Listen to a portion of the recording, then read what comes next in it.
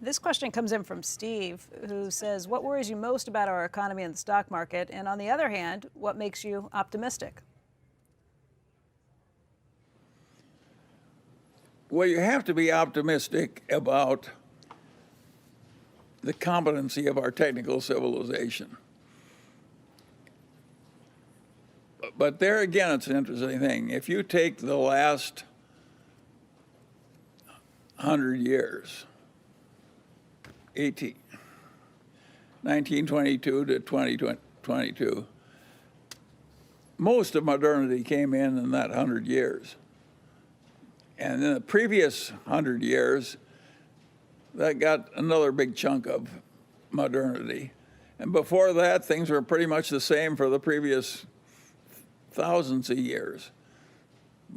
Life was pretty brutal and short and limited and what have you. No printing press, no air conditioning, no modern medicine, no. And I don't think we're going to get things that were in what I call the real human needs. Think of what it meant to get,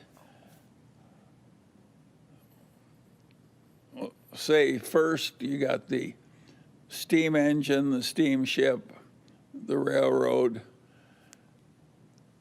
and a little bit of improvement in farming and a little bit of improvement in plumbing. That's what you got in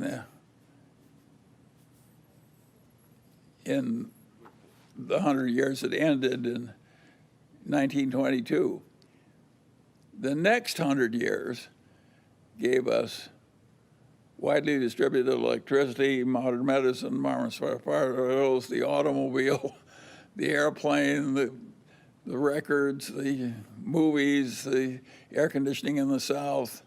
And think what a blessing it was. If you wanted 5 children, if you wanted 6 children, if you wanted 3 children, you had to have 6 because 3 died in infancy. That was our ancestors. Think of the agony of watching half your children die. It's amazing how much achievement there's been in civilization in these last 200 years, and most of it in the last 100 years. Now, the trouble with it is that the basic needs are pretty well filled. In the United States, the principal problem of the poor people is they're too fat.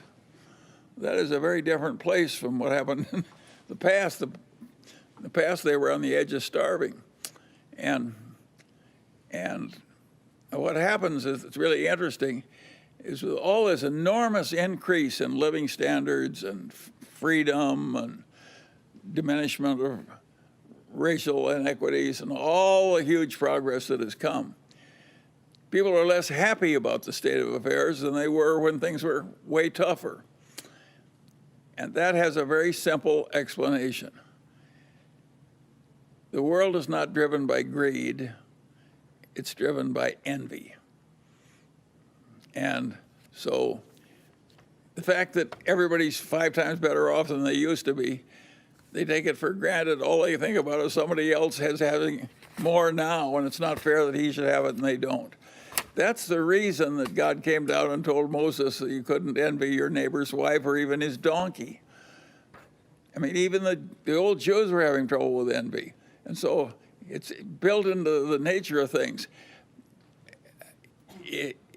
It's weird for somebody my age, because I was in the middle of the Great Depression when the hardship was unbelievable.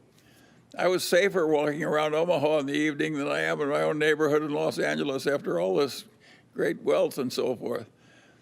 And I have no way of doing anything about it. I can't change the fact that a lot of people are very unhappy and feel very abused after everything's improved by about 600%, because there's still somebody else who has more. I have conquered envy in my own life. I don't envy anybody. I don't give a damn what somebody else has. But other people are driven crazy by it. And other people play to the envy in order to advance their own political careers. And we have whole networks now that they want to pour gasoline on the flames of envy. I like the religion of the old Jews. I like the people who were against envy, not the people who are trying to profit from it. But if you stop to think of the pretentious expenditures of the rich, who in the hell needs a Rolex watch so you can get mugged for it? You know, I mean, yet everybody wants to have a pretentious expenditure. And that helps drive demand in our modern capitalist society. My advice to the young people is don't go there. The hell with the pretentious expenditure. I don't think there's much happiness in it. But it does drive the civilization we actually have. And, Jerry Miller. And it drives the dissatisfaction. Steve Pinker of Harvard is one of our smart modern academics.